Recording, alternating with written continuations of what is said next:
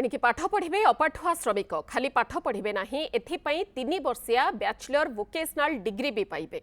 एने सूचना देइछंती construction industry development council CIDC DG PR Swaroop. News 7 को एक्सक्लूसिव प्रतिक्रिया दी सीआईडीसी डीजी कहिछंती आगको आम देशर श्रमिक मानकु कुशली करिबा लागे सेमानकु 2 वर्ष बैचलर वोकेशनल कोर्स दिया जाउछे। देशर 7टी विश्वविद्यालय सह डिग्री कोर्स पाई एमओयू स्वाक्षर होईछि। पाखापाखि 1900 श्रमिक ए डिग्री सर्टिफिकेट पाई सारिले। तेणु ओडिशा रे खूब शीघ्र यह आरंभ हेबो। आगकू सीआईडीसी रो कोन योजना रहिछि से नै सीआईडीसी डीजी पीआर स्वरूप सह अधिक आलोचना करिसेंती आम प्रतिनिधि रश्मिता दास।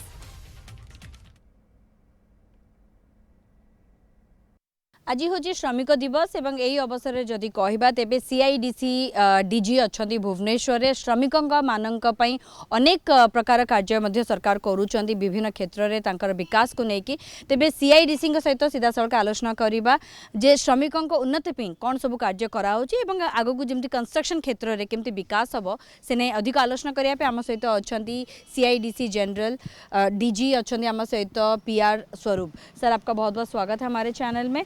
सर आज वैसे श्रमिक दिवस है तो सबसे पहले जब कंस्ट्रक्शन की बात करते हैं तो श्रमिकों का ही नाम सबसे पहले आता है। सर श्रमिक जो शब्द है ये सबको लगता है कि ये लोग अनस्किल्ड होते हैं और इतने पढ़े लिखे नहीं होते इसलिए ये लोग श्रमिक हैं। इनके विकास के लिए सीआईडीसी क्या काम कर रही है? ऐसा है कि लोग इस बात को समझते नहीं हैं कि श्रमिकों के बगैर हमारी जो 2 मुख्य इंडस्ट्रीज़ हैं ये दोनों चल नहीं सकती हैं। बल्कि श्रमिक क्या कोई इंडस्ट्री नहीं चल सकती है क्योंकि आजकल एआई और आईटी का ज़माना है। लेकिन जब तक लोग नहीं होंगे काम करने के लिए तो काम होंगे कैसे? अब देखिए हमारे 2 उद्यम हैं जो कि सबसे ज़्यादा रोज़गार देते हैं। पहला है आपका कृषि क्षेत्र और सबसे बड़ी बात यह है खास करके जो हम उड़ीसा राज्य की बात करें तो हमारे जो पूर्वज थे उड़ीसा राज्य में वो लोग शुरुआत से बहुत ही कलाकार और बहुत ही बड़े वास्तुकार लोग थे।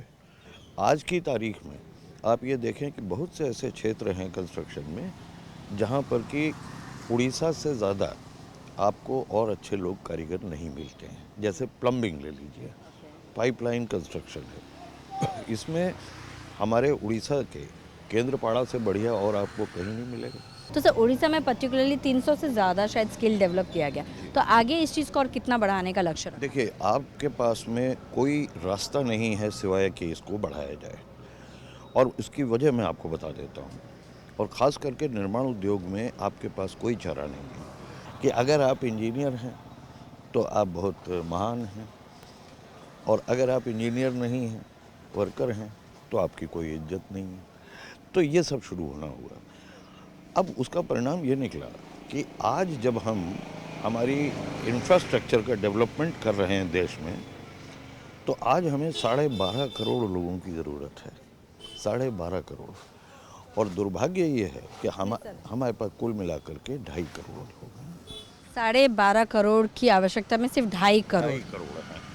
और दूसरी एक और आप विडम्बना देखिए कि जो हमारे युवा वर्ग है 18 साल से लेकर के 24 साल की उम्र तक का, उसको एक बहुत ही ज़्यादा लालच है कि वो किसी यूनिवर्सिटी में चला जाए, एक डिग्री ले ले, डिग्री लेकर के उसके बाद अमेरिका चला जाए, इंग्लैंड चला जाए, विदेश में अपने जीवन स्तर को सुधारे।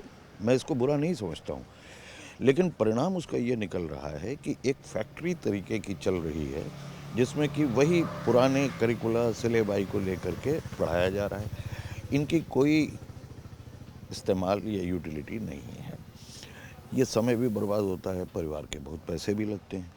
तो हमने सबसे पहले ये किया कि जो कारीगर थे जिनके पास में कौशल था उनको हम लोगों ने सर्टिफाई किया, उनको टेस्ट किया। अभी अगर बात की जाए तो अभी ये संख्या 300 तक है। आगे का लक्ष्य क्या है? कितनी ये संख्या बढ़ानी है उड़ीसा में और कितने यूनिवर्सिटी के साथ सीआईडीसी का टाई अप है? 300 किसने कहा? स्किल्ड है सर। अरे क्या बात कर रही हैं आप? हम इतना कोई कमज़ोर थोड़ी ना है। थोड़े गरीब ज़रूर हैं लेकिन इतने कमज़ोर भी नहीं हैं। हमारे पास भी बड़े स्किल्ड लोग हैं और ख़ास करके हमारा राज्य जो है उड़ीसा ये तो खान है। यहाँ पर तो गुणी लोगों का कोई कमी नहीं है। आप गली गली में देखिएगा जा कर के आपको गुणी मिलेंगे। अब मैं बताता हूँ कि उसके आगे हमने क्या किया। फिर जो हमारे जो जिन स्किल्ड वर्कर हो गए, उनको हमने एक अपॉर्चुनिटी और दी। ये हमने 2 साल पहले प्रयत्न किया, जो बड़ा अच्छा जा रहा है। उसमें हमने ये कहा कि अब हम तुमको बैचलर्स डिग्री भी देंगे, क्योंकि हमको ऐसे इंजीनियरों की ज़रूरत है जो थ्योरेटिकल इंजीनियर ना हो, ये हों जो कि फील्ड में जाके काम करवा सकें। तो आप में क्या बुराई है? आपको काम आता है, आप जानते हैं क्या चीज़ें होती हैं, और एक विधा नहीं, आपको 10 विधाएं पता हैं, और आप करवा चुके हैं, उसका कोई मेरे को प्रूफ भी नहीं चाहिए। तो ऐसे में आप क्यों नहीं बैचलर ऑफ वोकेशन पढ़ें, और बैचलर ऑफ वोकेशन करके आप जो हैं ग्रेजुएट बने।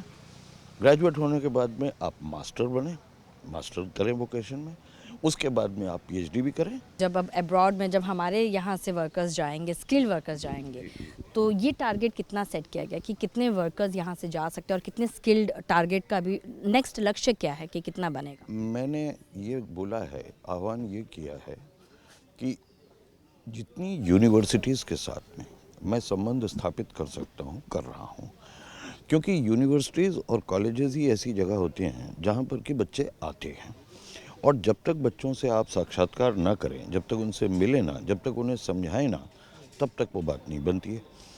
तो अभी तक करीब 7 यूनिवर्सिटीज़ के साथ हम लोग जो हैं एमओयू कर चुके हैं। उड़ीसा में सब पर्टिकुलर उड़ीसा में अभी तक हुआ नहीं है, लेकिन आशा है कि जल्दी ही हो जाएगा। कालाहांडी में आपके यहाँ एक यूनिवर्सिटी है, वो उनके वाइस चांसलर साहब से कल मेरी बात हुई है, तो वो काफ़ी उत्साहित थे। जल्दी एमओयू साइन। जुलाई से मैं शुरू कर रहा हूँ, जुलाई से सेशन शुरू होते हैं यूनिवर्सिटीज़ के, जुलाई से मैं शुरू करूँगा। सर, ये एक बहुत अहम मुद्दा भी था, जैसे कि सबसे बड़ा चैलेंजेस यही रहता था कंस्ट्रक्शन साइट में कि स्किल लेबर्स की जो कमी थी, उसको लेकर आपने कहा कि स्किल ट्रेन किया जाएगा और आगे पूरे स्किल लेबरर्स ही आएंगे। सर, और एक समस्या ये रहती है कि जब हम लोग कंस्ट्रक्शन की बात करते हैं, चाहे वो रोड हो, चाहे वो बिल्डिंग हो, यहाँ पे भी काफ़ी समस्या हम लोग देखते हैं कि प्रॉपर नॉलेज, भले ही हमारे टेक्निकल इंजीनियर्स भी रहते हैं, लेकिन फिर भी कहीं ना कहीं कमियाँ दिखती हैं। और उसका उदाहरण हम देखते हैं कि कहीं पे ब्रिज कोलैप्स हो गया, कहीं पे रोड ख़राब हो गया, कहीं पे बिल्डिंग कोलैप्स हो गया। तो ये क्यों है सर? इसको लेकर सीआईडीसी क्या ऐसा है कि हम लोगों ने एक जो सरकारी तरीका काम करने का होता है ना, अगर आप फाइलों को देखें, पेपर्स पे ही काम करते रहें, तो सड़कें कैसे बनेंगी? दुर्भाग्य ये है कि जितने हमारे इंजीनियर्स हैं, ये लोग कागजी शेर कहा जाता है, ये कागजी शेर हैं। मैंने सारे राज्यों के जितने माननीय मुख्यमंत्री या महिला मुख्यमंत्री हैं, सबको एक मैसेज भेजा है, और मैंने बताया है कि हमारी समस्या आज ये है, एक तरफ हमारे पास लोग बहुत हैं जिनको हम रोज़गार नहीं दे पाते हैं, और दूसरी तरफ हमारे पास में कमी है। तो ये ऐसे ही है जैसे समुद्र के किनारे आप खड़े हुए हैं, पानी पी नहीं सकते। तो उनको मैंने ये सुझाव दिया है कि आप भी अपने राज्य में इसको फ़ौरन शुरू कराइए, और सरकार अगर इसमें हाथ देगी तो हम अपने बच्चों को, अपनी बच्चियों को ठीक ठिकाने पर ले जा सकेंगे, और राज्य को भी धनी बना सकेंगे, है कि नहीं? सर, आखिरी सवाल पूछूंगी, एम्स के साथ भी आपका एक मतलब समझौता हुआ है, तो एम्स में सर क्या करना है? क्योंकि बहुत इंपॉर्टेंट रहता है हॉस्पिटल सेक्टर, क्योंकि यहाँ पे जब इंफ्रास्ट्रक्चर बनाया जाता है, वो सिर्फ इंफ्रास्ट्रक्चर नहीं रहता, लोगों की ज़िंदगी भी उससे जुड़ी है, भले ही डॉक्टर उसमें ट्रीटमेंट करते हो। तो इंफ्रास्ट्रक्चर किस तरह से रहना चाहिए, जैसे कि फायर सेफ्टी की बात की जाए, तो इस चीज़ को लेकर सर क्या समझ? फायर सेफ्टी से के अलावा बहुत से ऐसे क्षेत्र हैं जहाँ पर कि जो हॉस्पिटल के स्ट्रक्चर बनाने वाले लोग होते हैं, उन्हें पता होना चाहिए कि ये एक स्पेशलाइज्ड यूज़ के लिए बन रहा है। आप ये देखिए कि फॉल्स सीलिंग अस्पतालों में नहीं होनी चाहिए। फॉल्स सीलिंग जो होती हैं, वो आपके कंटेजियस जो हमारे जर्म्स होते हैं, उनके रहने का घर होता है। आप खुद सोचिए कि एक कोई मरीज़ आता है एक्स बीमारी के साथ, और यहाँ पर वाई से लेकर के जेड तक बहुत सारे इन्फेक्शन और फैले हुए हैं, तो क्या होगा? वो एक बीमारी का इलाज कराने आया था, 3 लेकर के गया। सर, आपका जो एमओयू है अभी एम्स के साथ, वो किस चीज़ के ऊपर काम करेगी? इन्हीं सब पर। वो तो हेल्थ केयर इंफ्रास्ट्रक्चर, मतलब हमको मेडिसिनल या सर्जिकल जो रिक्वायरमेंट्स हैं, उनको मद्देनज़र रखते हुए चीज़ें बनानी है। इंफ्रास्ट्रक्चर बहुत मैटर करता है, इन सब चीज़ों के ऊपर अभी काम करना बहुत ज़रूरी है, और सीआईडीसी इसी के ऊपर अभी काम कर रहा है। मैं तो ये भी कहता हूँ कि जो उड़ीसा सरकार है, उनके अपने जो गवर्नमेंट हॉस्पिटल्स हैं उसमें भी हम इस चीज़ का प्रचार करें, प्रसार करें। देखिए, एम्स हो, चाहे वो डिस्ट्रिक्ट हॉस्पिटल हो, चाहे मेडिकल कॉलेजेस हों, ये तो एक ही से है ना, इनका काम भी एक ही है। तो मेरा ये कहना है कि जो सिस्टम एम्स फॉलो करता है, और दूसरी एक और बड़ी बात है, ये अकेला एम्स नहीं, 17-18 एम्स और हैं। मेरी हमेशा से इच्छा ये रहती है कि जहाँ भी मैं काम करूँ वो एक रोल मॉडल की तरह से जाएं, है कि नहीं? बिल्कुल सर, आपने जिस तरह से अवार्ड भी शुरू किया था विश्वकर्मा अवार्ड, वो भी अभी तक चलता आ रहा है। तो सर आगे CIDC का प्लानिंग क्या है, आगे और कौन सी नई योजनाएं को लेकर आ रहे हैं? बहुत सारी हैं।